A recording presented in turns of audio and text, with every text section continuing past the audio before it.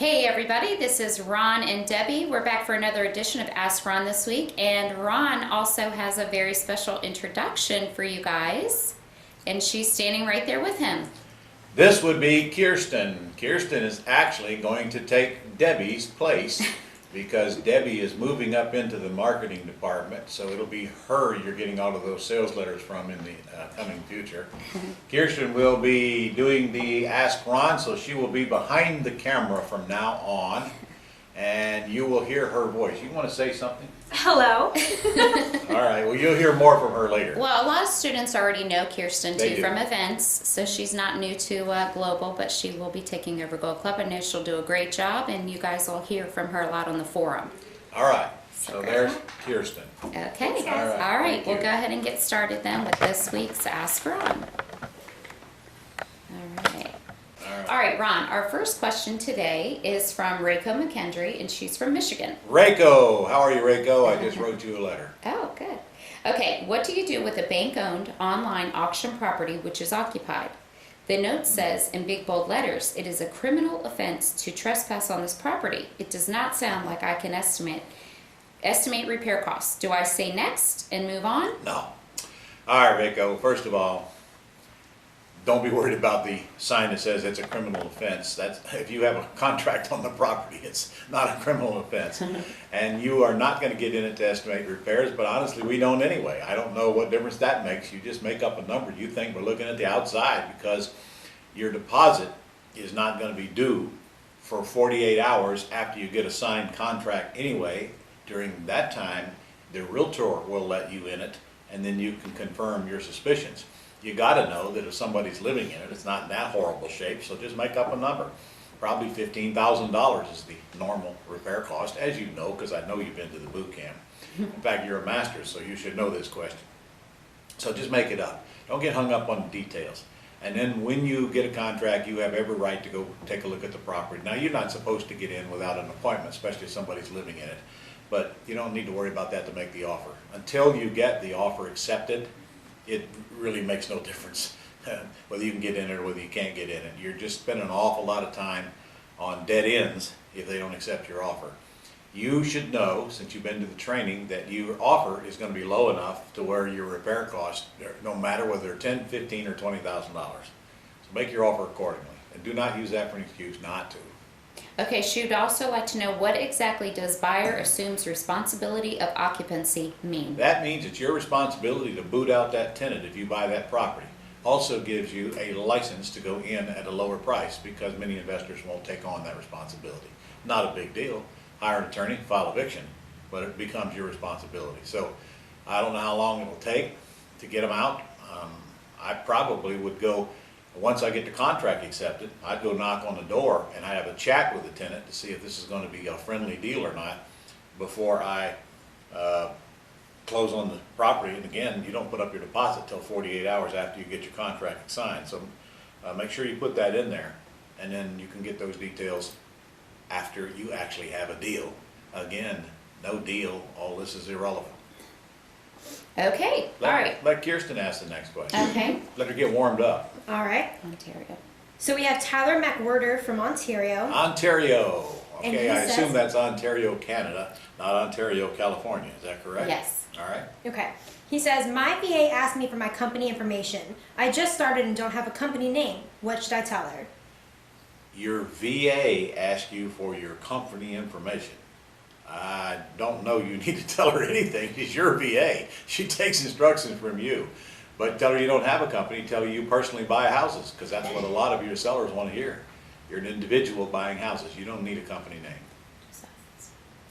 Okay. And Debbie Magar South Carolina. from South Carolina says, maybe I should have asked when talking with tenant buyers, how are you working within the guidelines of SAFE Act? She originally said, with Scott doing most of the talking with the sellers, how are you working within the guidelines of the SAFE Act?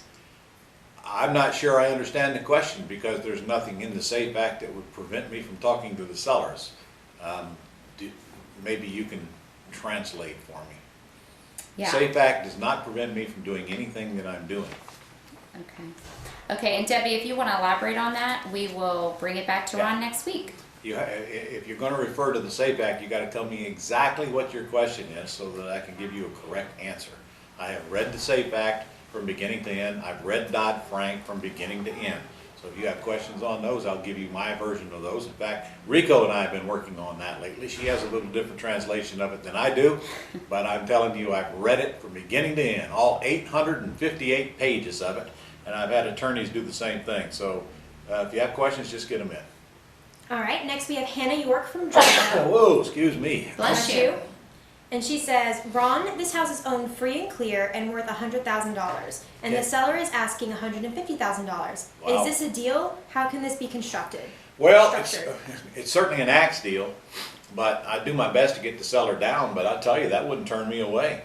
Go ahead and sign it up for whatever you can get the seller to agree to, assuming that there are owner financing or at least purchase involved. If there isn't, neither one, I wouldn't touch it, to be honest with you. If the seller's asking 150 cash, pass. But if they're willing to do terms, especially good terms, then go ahead and write it up. Because what's happening today is you go out into the marketplace and you find a potential buyer and you figure out what they got to work with, and then you go back to the seller and you renegotiate. And you tell the seller point blank, look, you're asking way more than the house is worth. I'll see what the market will bear and I'll bring you whatever it is, and then we can make a decision at that point. You have to approve them before they go in the house anyway. Proceed based on that.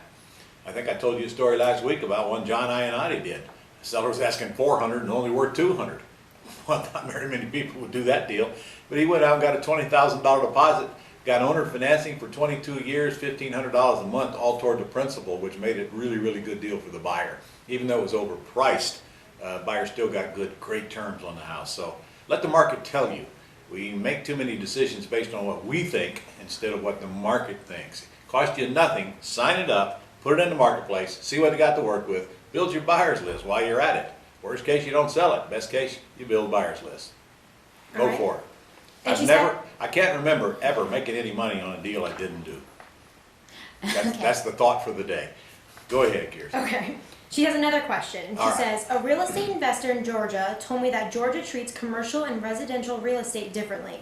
He said residential lease, the landlord can't cut off his own liability for maintaining the premise by signing over those obligations to the tenant. He referred to some code/law. Lease tenant, option tenant buyer, and outright tenant are considered the same in the court of law. Based on this, how can I do axe deals? What are my options? Your options are to go to find an attorney who knows what the heck he's talking about and not listen to your friend. I probably don't have more than 20, 30,000 people in Georgia doing this. Maybe they're all wrong and your guy's right. I don't know. Always go see a good real estate attorney and quit listening to the doofuses. Go get the real facts. And I promise you, you can do lease options in Georgia. I've been doing them for a lot of years, and I have students all over Georgia. If you happen to live in the Atlanta area, you might want to get a hold of Dustin Griffin, who happens to run one of the groups there, and then there's the Georgia RIA group. Go ask the people in there that are doing them every day. And don't listen to folks who have no clue what they're talking about or are spreading gossip or half the facts. All right. We have Elisa Slack from Florida with our last question. Where in Florida? Florida. Just Florida. All right. Just Florida. She didn't say. I don't, yeah. Okay. Can we option an option? Yes, you can option an option. Strange question, but nothing stopping you from doing it. Okay. Should we ask for a copy of our seller's option contract that he has with the actual homeowner? Absolutely. You want to know what the option is, or you don't want to proceed. You have to know what you can and cannot do.